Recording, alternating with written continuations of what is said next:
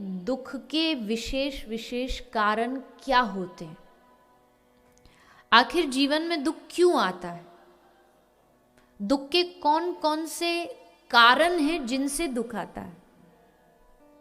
सबसे पहले दुख का कारण जो सबको पता भी है और नहीं पता तो जानना जरूरी है कि दुख का सबसे बड़ा कारण है निज कृत कर्म।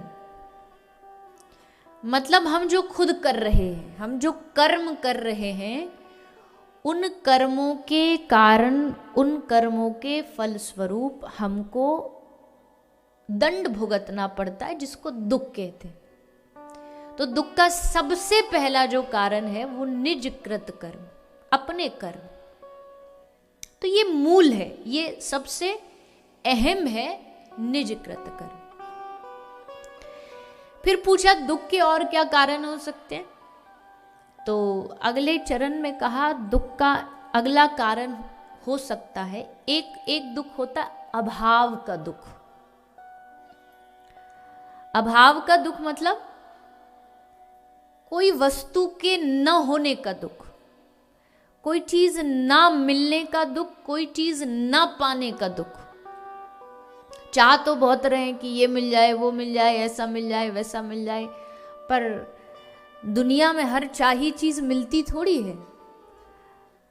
तो जीवन में एक जो दुख का कारण है वो है अभाव का दुख। जीवन में दुख का अगला कारण जो मुझे लगता है, अभाव का दुख तो फिर भी चलो ठीक है, पर इससे ज्यादा खतरनाक है प्रभाव का दुख।